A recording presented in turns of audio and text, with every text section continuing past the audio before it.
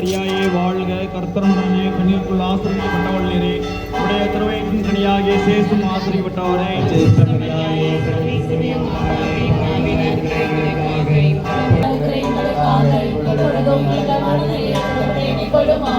ஆரோக்கிய மரியாயே வாழ்க. கர்த்தருடனே பெண்களுக்குள் ஆசிரியப்பட்டவள் நீரே. உடைய திருவயிற்றின் கனியாகிய சேசும் நரகங்களை காப்பாற்றும்.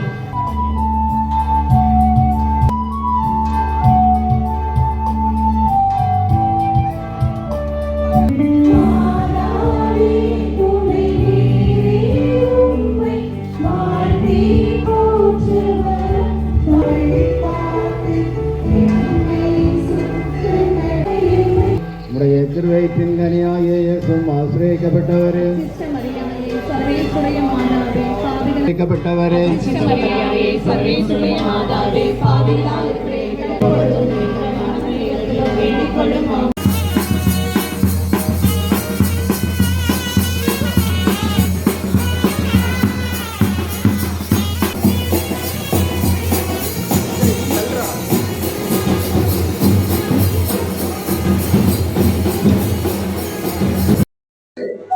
தூத்துக்குடியில் வீற்றிருக்கும் பார்வோற்றும் பணிமைய தாயின் பேராலயத்திலிருந்து உங்கள் அனைவருக்கும் அன்பார்ந்த வாழ்த்துக்களையும் வணக்கங்களையும் ஆசிகளையும் அன்போடு தெரிவித்துக் கொள்கின்றேன்.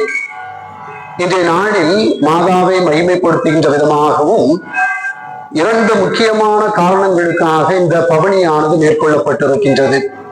ஒன்று, கிறிஸ்தவ மக்களின் நம்பிக்கையாக விளங்குகின்ற நமது ஆண்டவர் இயேசு கிறிஸ்துவினுடைய பிறப்பின் 2025ஆம் ஆண்டினை நினைவு கூறுகின்ற விதமாகவும், இரண்டாவதாக உலக சமாதானத்திற்காக வேண்டியும் இந்த பவனியானது ஏற்பாடு செய்யப்பட்டு சிறப்பாக நடைபெற்று முடிந்திருக்கின்றது.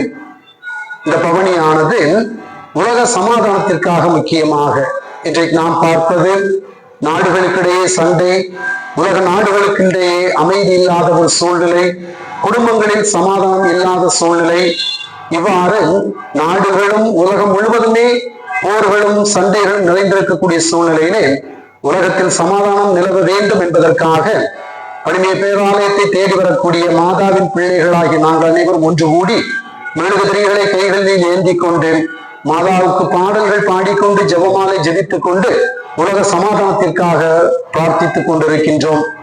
இதை காண்கின்ற மக்களே, நீங்களும் கூட உலக சமாதானத்திற்காக வேண்டிக் கொள்ளுங்கள். இந்த பணிமைய தாயை தேடி வாருங்கள். பணிமைய தாயின் வழியாக நீங்கள் வேண்டுகின்ற விரும்புகின்ற அனைத்தையும் பெற்றுச் செல்லுங்கள் என்று உங்கள் அனைவரையும் அன்போடு அழைக்கின்றேன், ஆசீர்வதிக்கின்றேன். God bless you all.